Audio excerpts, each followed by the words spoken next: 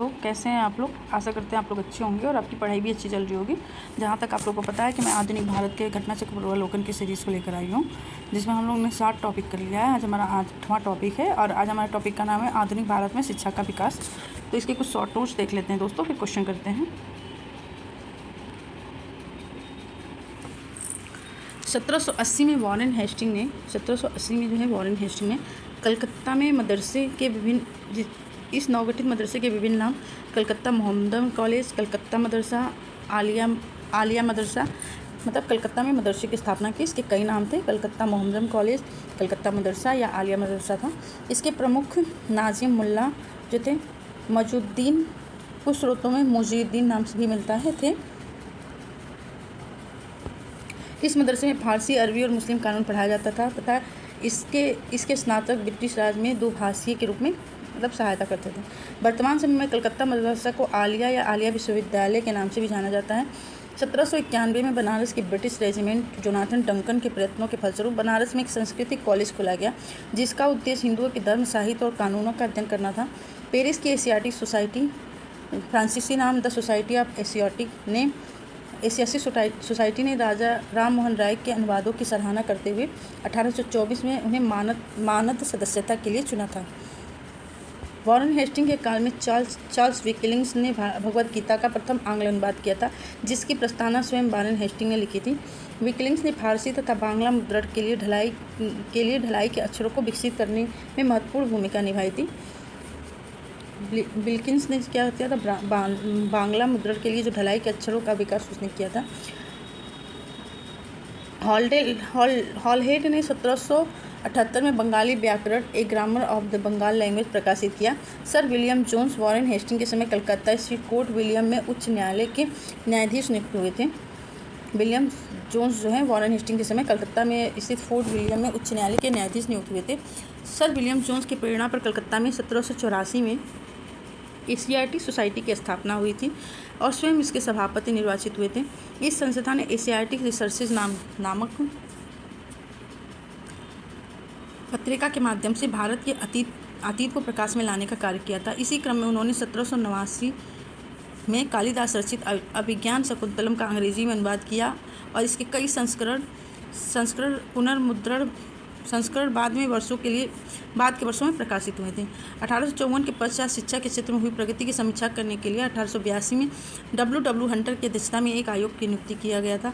इस आयोग की रिपोर्ट में प्राथमिक शिक्षा के सुधार एवं विकास पर विशेष जोर दिया गया था।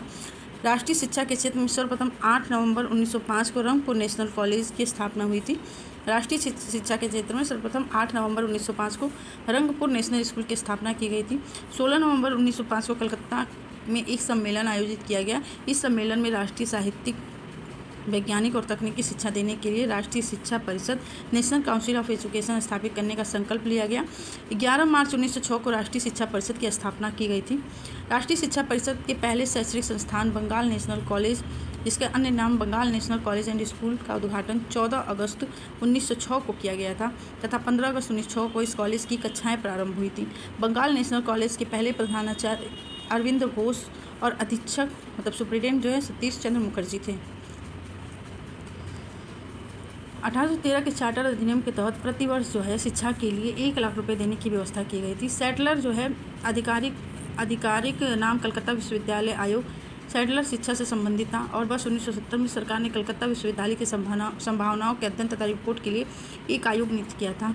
Doctor M.E. सैटलर जो लीड्स विश्वविद्यालय के कुलपति थे, उनके अध्यक्ष में नियुक्त किया गया था। इस आयोग के सदस्यों में से 2 भारतीय थे, डॉक्टर आशुतोष मुखर्जी और डॉक्टर जियाउद्दीन अहमद।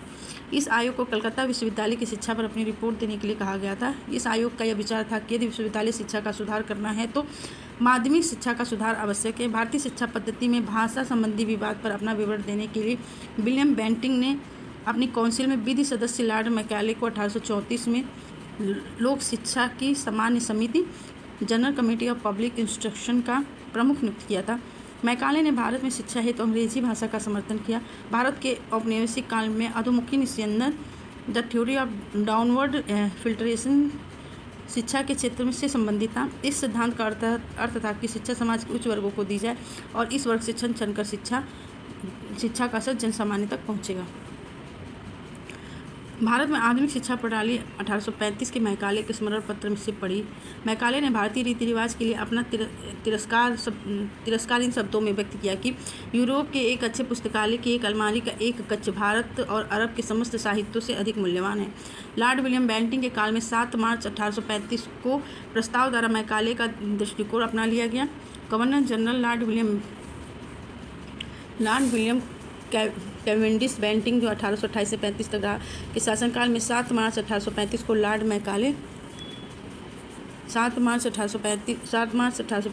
मैकाले के स्मरण पत्र को स्वीकृति प्राप्त कर भारत को अंग्रेजी शिक्षा के उच्च शिक्षा का माध्यम मान लिया गया। भारत में अंग्रेजी शिक्षा को उच्च शिक्षा का माध्यम मान लिया गया। भारत में अंग्रेजी शिक्षा का मैग्ना कार्टा कहे जाने वाला 1854 का चार्ल्स वुडकट स्पेस को आधार बनाकर लंदन विश्वविद्यालय के तर्ज पर भारत में 3 विश्वविद्यालय कलकत्ता विश्वविद्यालय, मद्रास विश्वविद्यालय और बम्बई विश्वविद्यालय की स्थापना 1857 में की गई थी। D.K. कर्वे के प्रयत्नों से पुणे में प्रथम महिला विश्वविद्यालय की स्थापना की गई थी। D.K. कर्वे के प्रयत्न से पुणे में प्रथम महिला विश्वविद्यालय की स्थापना 1916 में हुई थी। वर्ष 1936 तक विश्वविद्यालय मुंबई में स्थानांतरित हो गया। कर्वे महाराष्ट्र के समाज सुधारक और सामाजिक कार्यकर्ता थे।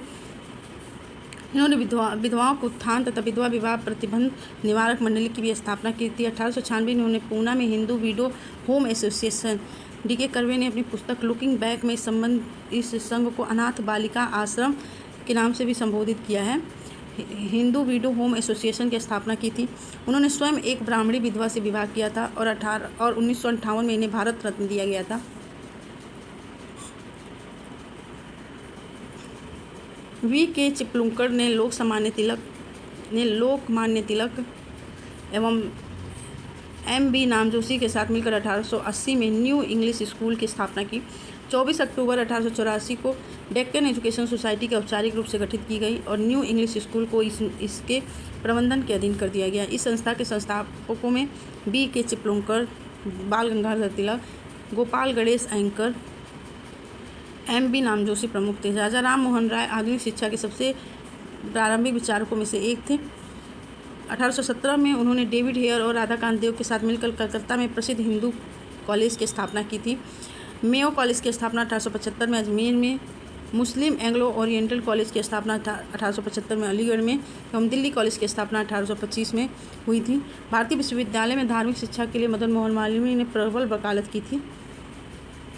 उन्होंने 1916 में बनारस हिंदू विश्वविद्यालय की स्थापना की और वर्ष 1919 से 1939 तक BHU के आधिकारिक साइट पर ही कुलपति के रूप में मदन मोहन मालवीय के कार्यकाल को 2 विभिन्न अवधियाँ दी गई हैं। वर्ष 1919 से 39 और 1919 से 38 तक के इसके कुलपति रहे। इन्होंने Hindustan, The Indian Union, Abhyudaya, Maryada नामक समाचार पत्रिकाएं प्रकाशित की। भारत में अंग्रेजों ने प्रथम मदरसा कहाँ स्थापित किया था? तो कलकत्ता में किया था। 1870 में वॉरेन हेस्टिंग ने किया था और कलकत्ता मदरसा का नाम था। इसका आलिया मदरसा भी था नाम।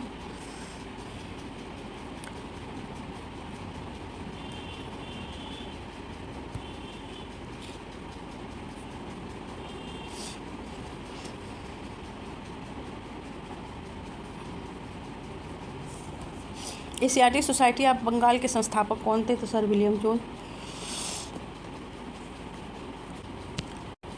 1784 में हेस्टिंग के सहयोगी सर विलियम जोन ने एशियाटिक सोसाइटी ऑफ बंगाल, जिसका स्थापना समय नाम था एशियाटिक सोसाइटी, की स्थापना की ताकि एशिया के सामाजिक तथा प्राकृतिक इतिहास, पुरातत्व संबंधी कला, विज्ञान तथा साहित्य का अध्ययन किया जा सके। 1791 में बनारस के ब्रिटिश रेजिडेंट जोनाथन डंकन के प्रयत्नों के फलस्वरूप बनारस में एक प्रथम सांस्कृतिक कॉलेज भी खोला गया था।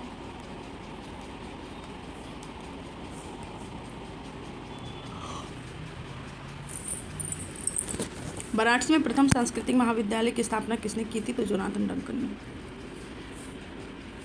1791 में 1791 में, और एशियाटिक सोसाइटी की स्थापना 1784 में।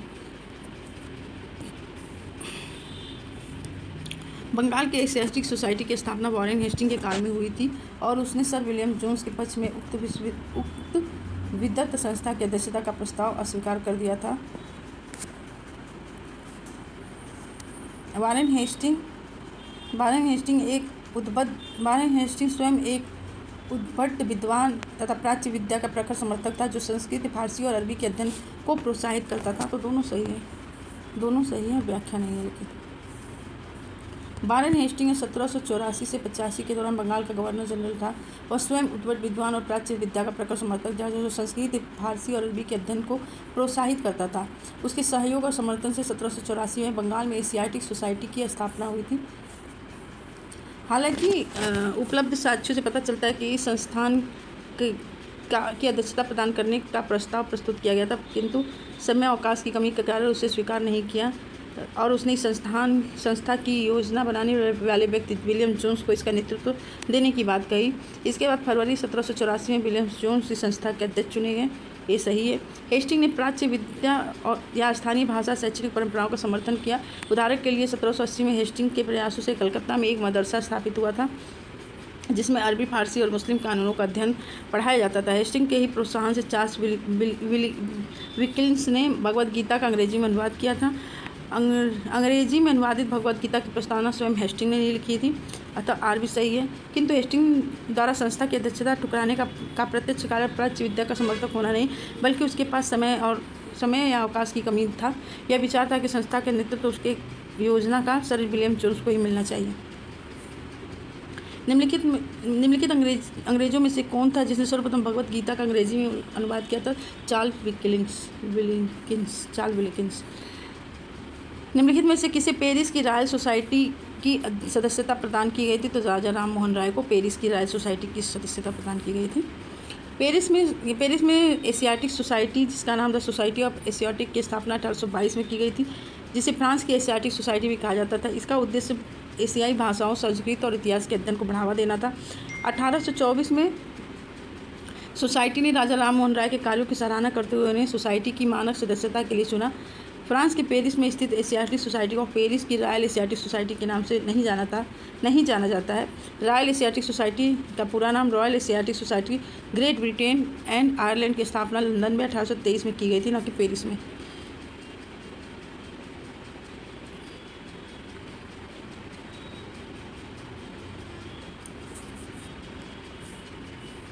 निम्नलिखित में से किसने कालिदास की प्रसिद्ध रचना शकुंतला का पहली बार अंग्रेजी में अनुवाद किया था? तो सर विलियम जोन्स ने किया था। Sir William Jones Warren Hastings के समय कलकत्ता स्थित फोर्ट विलियम में उच्चतम न्यायालय के न्यायाधीश थे। इनकी प्रेरणा से 1884 में कलकत्ता में एशियाटिक सोसाइटी की स्थापना हुई। वह स्वयं इसके सभापति नियुक्त हुए। एशियाटिक रिसर्चेज नामक पत्रिका के माध्यम से भारत के अतीत को प्रकाश में लाने का कार्य किया। इसी क्रम में उन्होंने 1789 में कालिदास की अभिज्ञान शकुंतलम का अंग्रेजी में अनुवाद किया और इसके कई संस्करणों को बाद में प्रकाशित किया गया।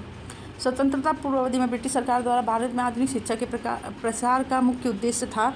इनका प्रसार का मुख्य उद्देश्य था छोटे प्रशासनिक पदों पर नियुक्त हेतु शिक्षित भारतीयों की आवश्यकता। ब्रिटिश राज द्वारा भारत में अंग्रेजी शिक्षा का प्रसार करवाने के पीछे मुख्य कारण था कि प्रशासन का खर्च कम करने की चिंता। इसके लिए सरकार शिक्षित भारतीयों की संख्या बढ़ाना चाहती थी, जिससे प्रशासन और ब्रिटिश व्यावसायिक प्रतिष्ठानों की छोटे कर्मचारियों की ओर बढ़ती हुई जरूरतों को पूरा किया जा सके। भारत सरकार के किस अधिनियम में पहली बार भारत में शिक्षा के लिए 1 लाख रुपये 1813 का चार्टर एक्ट में पहली बार 1 लाख रुपये की व्यवस्था की गई थी? ये हम लोग जब ब्रिटिश सरकार के समय औपनिवेशिक जो चार्टर वगैरह था उस चैप्टर में हम लोग देखे हैं दोस्तों। संवैधानिक सुधार 1813 के चार्टर अधिनियम के तहत कंपनी में पहली बार शिक्षा के प्रति सरकारी दायित्व को उठाया गया और प्रतिवर्ष शिक्षा पे 1 लाख रुपये खर्च करने के लिए अधिनियम किया गया था। वुड डिस्पैच के बारे में निम्नलिखित में से कौन सा कथन सत्य है? सहायता अनुदान व्यवस्था ग्रांट्स इन एड शुरू की गई थी, ये सही है। विश्वविद्यालयों की स्थापना की सिफारिश की गई थी, ये भी सही है। शिक्षा के सभी स्तरों पर शिक्षण माध्यम का अंग्रेजी रूप में हो, ये नहीं है, तो सभी स्तरों पर नहीं था, तो इसका 1 और 2 सही है। 1854 में ईस्ट इंडिया कंपनी के लंदन में स्थित कोर्ट ऑफ डायरेक्टर्स ने भारतीय गवर्नर जनरल को शिक्षा के विषय में एक नोट भेजा। इसके प्रत्युत्तर में कंपनी के बोर्ड ऑफ कंट्रोल के अध्यक्ष चार्ल्स वुड द्वारा जुलाई 1854 को एक नीति पत्र जारी किया गया था। 1854 को ईस्ट इंडिया कंपनी के लंदन स्थित कोर्ट ऑफ डायरेक्टर्स ने भारतीय गवर्नर जनरल को शिक्षा के विषय में एक नोट भेजा, जिसके प्रत्युत्तर में कंपनी के बोर्ड ऑफ कंट्रोल नियंत्रक मंडल की अध्यक्षता में चार्ल्स वुड द्वारा जुलाई 1854 में एक नीति पत्र जारी किया गया, जिसे वुड डिस्पैच या वुड नीति पत्र या घोषणा पत्र कहा गया। इस घोषणा पत्र को भारत में अंग्रेजी शिक्षा का मैग्ना कार्टा भी कहा जाता है, जिसके प्रस्ताव में सरकार ने पाश्चात्य शिक्षा के प्रचार को अपना उद्देश्य बना लिया। उच्च शिक्षा को अंग्रेजी भाषा के माध्यम से दिए जाने पर बल दिया गया, परंतु साथ ही देसी भाषा के विकास को भी महत्व दिया गया था। इस घोषणा के अनुसार लंदन विश्वविद्यालय की तर्ज पर कलकत्ता, बम्बई और मदरसा में प्रेसिडेंसी में एक विश्वविद्यालय की स्थापना की व्यवस्था की गई। इसमें इस बात पर बल दिया गया कि सरकारी शिक्षण संस्थानों में दी जाने वाली शिक्षा धर्मनिरपेक्ष हो। सरकारी शिक्षण संस्थानों में जो शिक्षा दी जा रही है वो धर्मनिरपेक्ष हो। शिक्षा के क्षेत्र में निजी प्रयत्नों को प्रोत्साहित करने के लिए अनुदान सहायता पद्धति को भी चलाने की सिफारिश की गई थी। चार्ल्स वुड का आदेश पत्र निम्नलिखित में से किससे संबंधित था? तो ये था शिक्षा से संबंधित था। वुड के 1854 के प्रेषण के संबंध में निम्नलिखित कथनों पर विचार कीजिए। इसने उच्च अध्ययन के शिक्षा के माध्यम के रूप में अंग्रेजी की सिफारिश की, एकदम सही है। इसने महिला शिक्षा और व्यावसायिक प्रशिक्षण पर जोर दिया, ये भी सही है, दोनों सही है। चार्ल्स वुड के घोषणा पत्र में उस शिक्षा को अंग्रेजी भाषा के माध्यम से दिए जाने पर बल दिया गया, परंतु साथ इसमें देसी भाषा के विकास पर भी जोर दिया गया था। वुड डिस्पैच में महिला शिक्षा और व्यावसायिक प्रशिक्षण की भी आवश्यकता पर बल दिया गया था, इसलिए दोनों सही है। भारत में अंग्रेजी शिक्षा व्यवस्था का मैग्ना कार्टा कहा जाता है वुड डिस्पैच। इसमें 3 विश्वविद्यालय कलकत्ता, मद्रास और बम्बई में लंदन विश्वविद्यालय के तर्ज पर 3 विश्वविद्यालय बने थे। कलकत्ता, मद्रास और मुंबई। कलकत्ता, मद्रास और मुंबई में 3 विश्वविद्यालय बने थे लंदन विश्वविद्यालय के तर्ज पर। हंटर कमीशन की रिपोर्ट में विकास पर विशेष जोर दिया गया था। प्राथमिक शिक्षा पे हंटर कमीशन ने प्राथमिक शिक्षा के विकास पर विशेष महत्व दिया था। 1854 के पश्चात शिक्षा के क्षेत्र में हुई प्रगति की समीक्षा करने के लिए 1882 में रिपिन ने W. हंटर की अध्यक्षता में भारतीय शिक्षा आयोग नियुक्त किया गया। इस आयोग की रिपोर्ट में प्राथमिक शिक्षा के सुधार और विकास पर विशेष जोर दिया गया था। प्रथम भारतीय शिक्षा आयोग की नियुक्ति किसने और किस वर्ष की थी? प्रथम भारतीय शिक्षा आयोग की नियुक्ति किसने और किस वर्ष की थी? तो लॉर्ड रिपिन ने 1882 में। प्रथम भारतीय शिक्षा आयोग की नियुक्ति की गई थी 1882 में लॉर्ड रिपिन ने। हंटर आयोग WWC हंटर के अध्यक्षता में। नेशनल काउंसिल ऑफ एजुकेशन की स्थापना हुई थी। नेशनल काउंसिल ऑफ एजुकेशन की स्थापना हुई थी 15 अगस्त 1906 को। आधिकारिक अभिलेखों में प्रमाणिक ऐतिहासिक दस्तावेजों के आधार पर सुनिश्चित होता है कि बंगाल में राष्ट्रीय शिक्षा परिषद नेशनल काउंसिल ऑफ एजुकेशन की स्थापना की सही तिथि 11 मार्च 1906 है, न कि 15 अगस्त 1906। 11 मार्च 1906 को कलकत्ता में एक सार्वजनिक सम्मेलन के दौरान पारित प्रस्ताव द्वारा राष्ट्रीय शिक्षा परिषद का गठन किया गया था। विकल्प में दिया गया 15 अगस्त 1906 का वह समय है जब भारतीय शिक्षा परिषद के तत्वाधीन में पहला राष्ट्रीय कॉलेज बंगाल नेशनल कॉलेज या Bengal National College and School खोला गया था। नोट: राष्ट्रीय शिक्षा परिषद के पहले शैक्षणिक संस्थान बंगाल नेशनल कॉलेज, जिसका अन्य नाम Bengal National College and School का उद्घाटन 14 अगस्त 1906 को किया गया तथा इसकी कक्षाएं जो हैं 15 अगस्त 1906 को प्रारंभ हुई थी। इस कॉलेज के पहले प्राचार्य अरविंद घोष और अधीक्षक जो सुप्रिटेंडेंट जो सतीश चंद्र मुखर्जी थे। सैटलर आयोग संबंधित है, तो ये शिक्षा से संबंधित है। सैटलर आयोग जो है, जिसका पूरा नाम कलकत्ता विश्वविद्यालय आयोग, शिक्षा से संबंधित है। वर्ष 1970 में ब्रिटिश सरकार ने कलकत्ता विश्वविद्यालय की संभावनाओं के अध्ययन और रिपोर्ट के लिए एक आयोग नियुक्त किया। Doctor M.E. सैटलर जो लीड्स विश्वविद्यालय के कुलपति थे, इसके अध्यक्ष नियुक्त किए गए। इस आयोग ने यह विचार दिया कि यदि विश्वविद्यालय शिक्षा का सुधार करना है तो माध्यमिक शिक्षा का सुधार आवश्यक है। इसने वर्ष 1904 में विश्वविद्यालय अधिनियम की कड़ी निंदा की और ये भी बताया कि इससे कॉलेज तथा विश्वविद्यालय शिक्षा का ठीक समन्वय नहीं हो पा रहा है, हो सकता है। शिक्षा में सुधार हेतु ब्रिटिश सरकार ने सैटलर विश्वविद्यालय की नियुक्ति की थी 1917 में। 1902 में लॉर्ड कर्जन ने 2 भारतीय सदस्यों को सम्मिलित करते हुए एक विश्वविद्यालय आयोग गठित किया था, तो ये थे सैयद हुसैन बिलग्रामी और न्यायमूर्ति Gurudas Banerjee. Viceroy Lord Curzon ने शैक्षिक सुधारों के तहत 1902 में सर टॉमस रैले की अध्यक्षता में एक विश्वविद्यालय आयोग का गठन किया। इस आयोग के सदस्यों में 2 भारतीय सदस्य सैयद हुसैन बिलग्रामी और न्यायमूर्ति गुरुदास बनर्जी को नियुक्त किया गया था। इस आयोग द्वारा किए गए सुझावों के आधार पर भारतीय विश्वविद्यालय अधिनियम 1904 पारित किया गया। शिक्षा की सार्जेंट योजना कब लागू की गई थी? तो ये 1944 में। शिक्षा की सार्जेंट योजना लागू की गई थी 1944 में। सार्जेंट योजना 1944 में शिक्षा सुधार हेतु रिपोर्ट के रूप में प्रस्तुत की गई थी। यह योजना भारतीय शिक्षा के क्षेत्र में सुधार के लिए तैयार की गई और इसका मुख्य उद्देश्य शिक्षा का भारतीयकरण, प्राथमिक शिक्षा का सार्वभौमिकरण तथा शिक्षा की गुणवत्ता में सुधार करना था, ताकि हमारी शिक्षा प्रणाली औद्योगिक देशों की शिक्षा प्रणाली के समकक्ष हो सके। इसकी प्रमुख सिफारिशों में 6 से 14 वर्ष के बच्चों के लिए सार्वभौम, अनिवार्य और निःशुल्क शिक्षा की व्यवस्था की गई थी। शिक्षा की सार्जेंट योजना 1944 में शिक्षा सुधार हेतु रिपोर्ट के लिए प्रस्तुत की गई थी। यह योजना भारत में शिक्षा के क्षेत्र में सुधार के लिए तैयार की गई थी। इसका मुख्य उद्देश्य शिक्षा का भारतीयकरण, प्राथमिक शिक्षा का सार्वभौमिकरण तथा शिक्षा की गुणवत्ता में सुधार करना था, ताकि हमारी शिक्षा प्रणाली औद्योगिक देशों की शिक्षा प्रणाली के समकक्ष हो सके। इसकी प्रमुख सिफारिश थी कि 6 से 14 वर्ष तक के बच्चों को सार्वभौम और अनिवार्य शिक्षा दिया जाए। अभी ये जो है दोस्तों आर्टिकल 21 में है। हमारे मूल अधिकार है 6 से 14 वर्ष के बच्चों को निःशुल्क शिक्षा देना। लॉर्ड मैकाले संबंधित हैं तो अंग्रेजी शिक्षा से संबंधित हैं। भारतीय शिक्षा पद्धति में भाषा संबंधी विवाद पर अपना विवरण देने के लिए विलियम बेंटिंक ने एक काउंसिल में विधि सदस्य लॉर्ड मैकाले को 1834 में ईस्वी में लोक शिक्षा की सामान्य समिति का प्रमुख नियुक्त किया था। मैकाले ने भारत में शिक्षा हेतु अंग्रेजी भाषा का समर्थन किया था। विलियम बेंटिंक ने अपनी काउंसिल में विधि सदस्य के रूप में मैकाले को 1834 में लोक शिक्षा की सामान्य समिति के प्रमुख के रूप में नियुक्त किया था और इन्होंने बोला था कि भारत में जो शिक्षा का माध्यम होना चाहिए वो अंग्रेजी होना चाहिए। भारत के औपनिवेशिक काम में अधोमुखी निस्यंदन सिद्धांत किस क्षेत्र से संबंधित है तो ये शिक्षा से संबंधित है। भारत के औपनिवेशिक काल में अधोमुखी निस्यंदन सिद्धांत जो शिक्षा के क्षेत्र से संबंधित है। इस सिद्धांत का अर्थ था कि शिक्षा समाज के उच्च वर्गों को ही दी जाए, इस वर्ग से छन कर ही शिक्षा का असर जन सामान्य तक पहुँचे। मैकाले का कहना था कि सीमित साधनों से समस्त जनता को शिक्षित करना असंभव है। भारत की शैक्षणिक नीति में फिल्ट्रेशन थ्योरी दिया था मैकाले ने। आधुनिक शिक्षा प्रणाली की नींव की पड़ी थी 1835 के मैकाले का स्मरण पत्र। भारत में आधुनिक शिक्षा प्रणाली की नींव 1835 के मैकाले के स्मरण पत्र से पड़ी थी। मैकाले ने भारतीय रीति रिवाजों के लिए अपना तिरस्कार इन शब्दों में व्यक्त किया कि यूरोप के एक अच्छे पुस्तकालय के एक अलमारी का एक कक्ष भारत और अरब के समस्त साहित्यों से अधिक मूल्यवान है। लॉर्ड विलियम बेंटिंक के काल में 7 मार्च 1935 को एक प्रस्ताव द्वारा मैकाले का दृष्टिकोण अपना लिया गया था। मैकाले ने भारतीय शिक्षा पर अपना प्रसिद्ध मिनट कब जारी किया था तो 7 मार्च को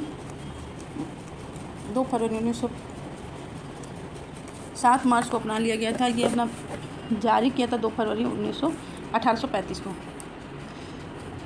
भारत में शिक्षा के माध्यम को लेकर छिड़े पाश्चात्य विवादों को दूर करने के लिए लॉर्ड विलियम बेंटिंक ने अपने काउंसिल में एक विधि सदस्य मैकाले को 1834 में लोक शिक्षा की सामान्य स्थिति का प्रधान नियुक्त किया था। इसने 1813 के ईस्वी में चार्टर एक्ट की शिक्षा संबंधी धारा की व्याख्या करने को नियुक्त किया गया और उसने 1813 ईस्वी के चार्टर एक्ट की शिक्षा संबंधी धारा की व्याख्या करने को कहा।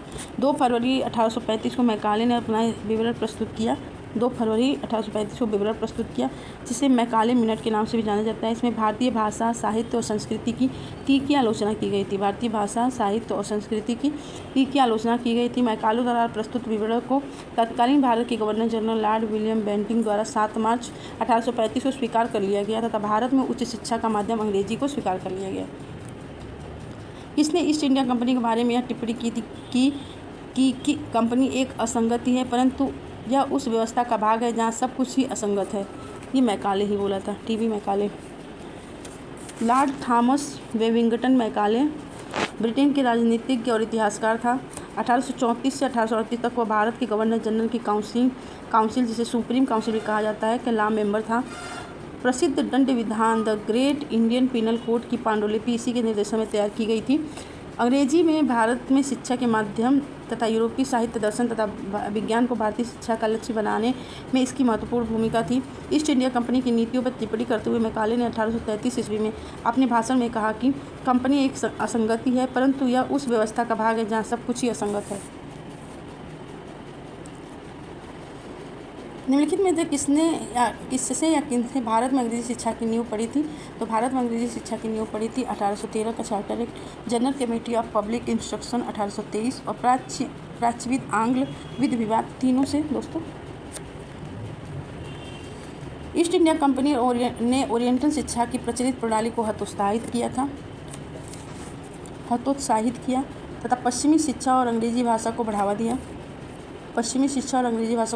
1813 के चार्टर अधिनियम द्वारा भारत में शिक्षा के प्रसार के लिए प्रतिवर्ष 1 लाख रुपये खर्च करने का प्रावधान किया गया।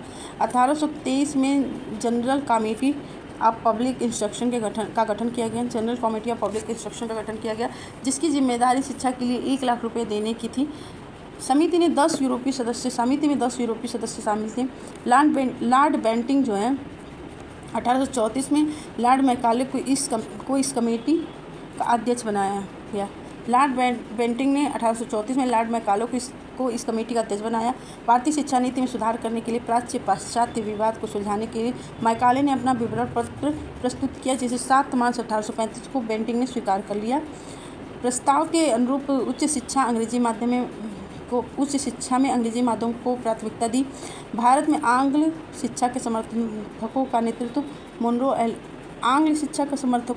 मोनरो एल्फिंगटन करते थे, जबकि प्रिंसेप प्राच्य शिक्षा के समर्थकों का नेतृत्व करते थे। आंग्ल शिक्षा के समर्थकों का नेतृत्व मोनरो एल्फिंगटन और प्राच्य का प्रिंसेप। किसके शासनकाल में भारत में अंग्रेजी शिक्षा आरंभ की गई? तो विलियम कैडबरी बेंटिंग के समय। इसी के समय लॉर्ड मैकाले आया था। उच्च शिक्षा का माध्यम अंग्रेजी होना चाहिए। भारत में प्रथम 3 विश्वविद्यालय कलकत्ता, मदरसा और बम्बई की स्थापना हुई थी 1857 में। भारत में अंग्रेजी शिक्षा का मैग्ना कार्टा कहा जाने वाला 1854 का चार्ल्स वुड डिस्पैच के आधार पर ही लंदन विश्वविद्यालय की तर्ज पर ब्रिटिश भारत में 3 विश्वविद्यालय कलकत्ता, मदरसा और बम्बई की स्थापना 1857 में की गई। किसके सतत प्रयत्नों से बम्बई में प्रथम महिला विश्वविद्यालय की स्थापना हुई थी? डी के कर्वे के सतत प्रयत्नों से 1916 में पुणे में महिला विश्वविद्यालय की स्थापना हुई। 1936 में यह विद्यालय पुणे से मुंबई स्थानांतरित हो गया। महाराष्ट्र में समाज सुधारक और सामाजिक कार्यकर्ता थे। इन्होंने विधवाओं के उत्थान के लिए एक विधवा विवाह प्रतिबंध निवारक मंडली की स्थापना की थी। 1896 में इन्होंने पूना में Hindu widow home association. Curve ने अपनी आत्मकथा कीर्ति लुकिंग बैक में इस संस्था का नाम अनाथ बालिका आश्रम लिखा है की स्थापना की। उन्होंने स्वयं एक ब्राह्मणी विधवा से विवाह किया और 1854 में उन्हें भारत रत्न मिला था। 1958 में इन्हें भारत रत्न मिला था। डेक्कन एजुकेशन सोसाइटी की स्थापना में कौन संबंधित था? तो डेक्कन एजुकेशन सोसाइटी में तिलक थे। शिक्षा को सस्ती और सुगम बनाने हेतु B.K. चिपलूणकर, लोकमान्य तिलक और M.B. नामजोशी ने मिलकर पुणे में न्यू इंग्लिश स्कूल की स्थापना की। आगे चलकर गोपाल गणेश अयंगर और बाल गंगाधर तिलक ने मिलकर 24 अक्टूबर 1884 को डेक्कन एजुकेशन सोसाइटी की स्थापना की तथा न्यू इंग्लिश स्कूल को उसके प्रबंधन के अधीन कर दिया गया। डेक्कन एजुकेशन सोसाइटी से जुड़े प्रमुख नेताओं में शामिल थे B.K. Chiplunkar, Mahadev Govind Rane, M.B. Namjoshi, B.S. Apte, B.B. Kelkar, M.S. गोले और N.K. धाराप। महादेव गोविंद रानाडे संस्था के सदस्य थे, किंतु इस संस्था के संस्थापक सदस्य नहीं थे। संस्थापक सदस्य में थे बाल गंगाधर तिलक और Chiplunkar.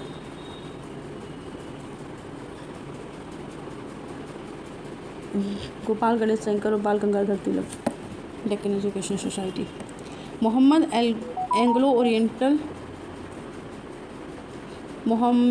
Anglo Oriental college Aligarh की स्थापना निम्नलिखित में से किस वर्ष हुई थी? ये 1875 में।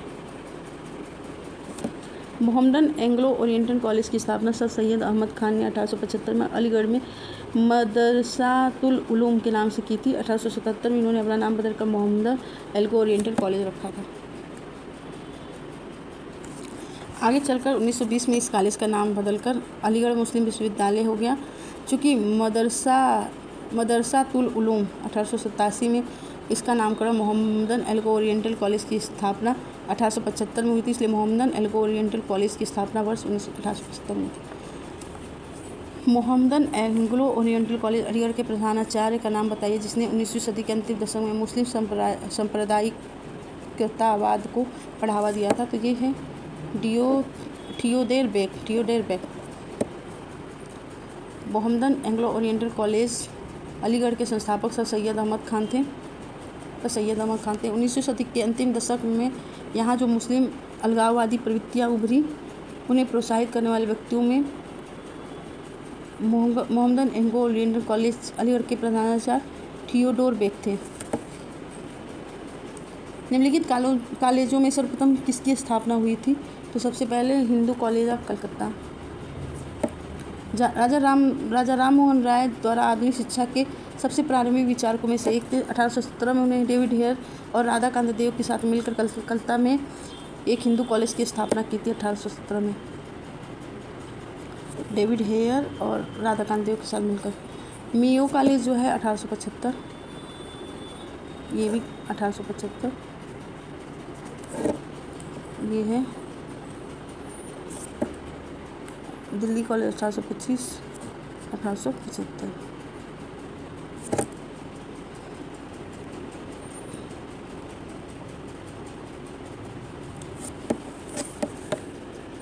अठारह सौ 1825, 1875, 1875, 25। न्यू कॉलेज की स्थापना 1875। अजमेर में मुस्लिम एंग्लो ओरिएंटल कॉलेज की स्थापना 1875 में। दिल्ली कॉलेज की स्थापना 1825 में। 1870 में डेविड हेयर द्वारा प्रसिद्ध हिंदू कॉलेज की स्थापना की गई थी कलकत्ता में। डेविड हेयर और अलेक्जेंडर डफ के साथ मिलकर निम्नलिखित में से किसने कलकत्ता हिंदू कॉलेज की स्थापना की थी? तो राजा राम मोहन राय ने। उपलब्ध प्रमाणों और दस्तावेजों से पता चलता है कि 1815 में राजा राम मोहन राय के घर में हुई बैठक में डेविड हेयर ने एक कॉलेज और शैक्षिक संस्था स्थापित करने का सुझाव दिया। इसी सुझाव के आधार पर 1817 में हिंदू कॉलेज की स्थापना कलकत्ता में गठन किया गया। इस संस्था के प्रमुख संस्थापकों में राजा राम मोहन राय, डेविड हेयर, राधाकांत देव थे। अलेक्जेंडर डफ हिंदू कॉलेज की स्थापना से नहीं जुड़े हैं,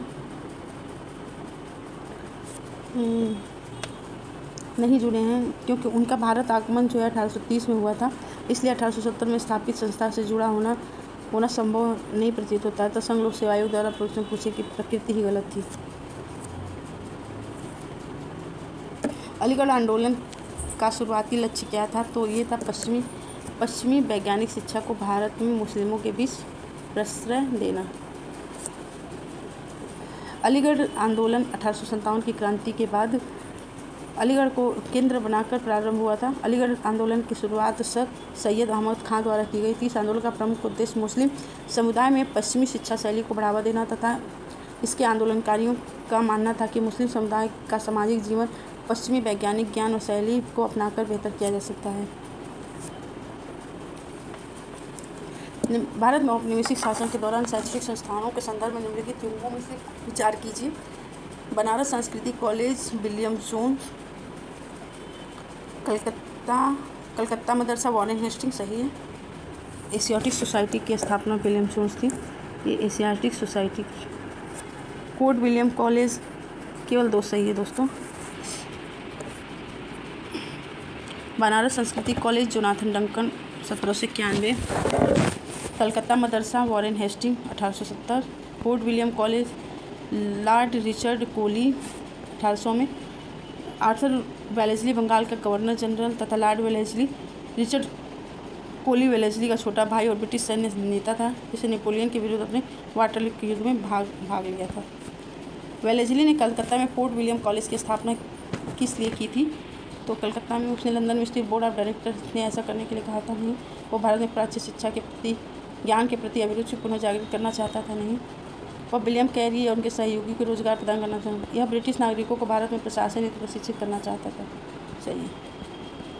कलकत्ता में ईस्ट इंडिया कंपनी के तत्कालीन गवर्नर जनरल वेलेस्ली द्वारा 1800 में फोर्ट विलियम की स्थापना की गई। ज्ञातव्य है कि फोर्ट विलियम कॉलेज के गठन से संबंधित कानून प्रशासनिक नियम 10 जुलाई 1800 को स्वीकृत हुआ, जबकि कॉलेज की औपचारिक स्थापना 4 मई 1800 में की गई थी। प्रशासनिक जो है फोर्ट विलियम कॉलेज के गठन का जो प्रशासनिक विनियमन था 10 जुलाई को 1800 में हुआ था। और कॉलेज का औपचारिक स्थापना 4 मई 1800 को की गई। इस कॉलेज की स्थापना का मुख्य उद्देश्य ब्रिटिश सिविल सेवकों को भारत में प्रशासन हेतु फारसी और हिंदुस्तानी भाषा की शिक्षा देना था। कलकत्ता में फोर्ट विलियम कॉलेज की स्थापना हुई थी 1800 में सिविल सेवकों को भारतीय भाषाओं में प्रशिक्षण देने के लिए। फोर्ट विलियम कॉलेज कलकत्ता के संदर्भ में कौन सा कथन सत्य है? इसकी स्थापना 10 जून को नहीं हुई थी, 4 तारीख को हुआ था। इसकी स्थापना 4 मई को हुई थी। इसकी स्थापना 4 मई को 1800, ये गलत है। इसकी स्थापना का मुख्य उद्देश्य ब्रिटिश अधिकारियों को भारतीय भाषाओं में प्रशिक्षण देना था। तो सही है। निम्नलिखित में से किसने भारतीय विश्वविद्यालय में धार्मिक शिक्षा के लिए प्रबल रूप से वकालत की थी? तो धार्मिक शिक्षा के लिए प्रबल रूप से वकालत मदन मोहन मालवीय ने की थी। भारतीय विश्वविद्यालय में धार्मिक शिक्षा की प्रबल वकालत मदन मोहन मालवीय ने की थी। हिंदू विश्वविद्यालय की परिकल्पना करते हुए उन्होंने शिक्षा के साथ धर्म, नीति और चरित्र निर्माण को जोड़ने की भी बात की थी। वर्ष 1915 में बनारस हिंदू विश्वविद्यालय के विधेयक पर बहस में मालवीय ने कहा था कि विश्वविद्यालय में धार्मिक शिक्षा के प्रावधान का समर्थन किया, जिसे उन्होंने नैतिक अनुशासन का आधार माना था। बनारस का सेंट्रल हिंदू स्कूल, जो बाद में बनारस हिंदू विश्वविद्यालय के रूप में विकसित हुआ था, सेंट्रल हिंदू स्कूल की स्थापना किसने की थी? तो ये की थी एनी बेसेंट ने। सेंट्रल हिंदू स्कूल, जिसका पूर्व नाम सेंट्रल हिंदू कॉलेज, की स्थापना एनी बेसेंट ने 7 जुलाई 1898 में बनारस में वर्तमान वाराणसी में की थी। यही संरचना आगे चलकर बनारस हिंदू विश्वविद्यालय के विकास का केंद्र बना। 1816 में एनी बेसेंट के सहयोग और मदन मोहन मालवीय के प्रयासों से ये बनारस हिंदू विश्वविद्यालय की स्थापना हुई। 1917 में इस नवगठित विश्वविद्यालय द्वारा अनुरक्षित कॉलेज माना गया। वर्तमान समय में यह संस्था सेंट्रल हिंदू स्कूल BHU के एक घटक संस्था के रूप में कार्य करता है।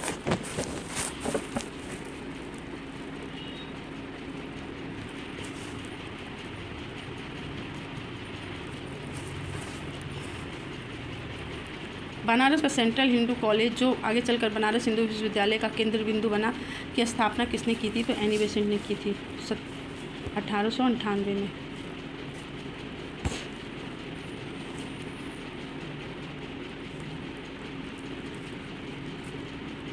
बनारस हिंदू विश्वविद्यालय का शिलान्यास निम्नलिखित में से किसने किया था? तो ये किया था लॉर्ड हार्डिंग ने। बनारस हिंदू विश्वविद्यालय का शिलान्यास 4 फरवरी 1916 को लॉर्ड हार्डिंग सेकंड ने किया था। निम्नलिखित में से किसे सर्वप्रथम केंद्रीय विश्वविद्यालय घोषित किया गया था? तो ये बनारस हिंदू विश्वविद्यालय को ही सर्वप्रथम केंद्रीय विश्वविद्यालय घोषित किया गया था। दिए गए केंद्रीय विश्वविद्यालय में बनारस हिंदू विश्वविद्यालय वाराणसी को सबसे पहले केंद्रीय विश्वविद्यालय का दर्जा प्राप्त था। इसकी स्थापना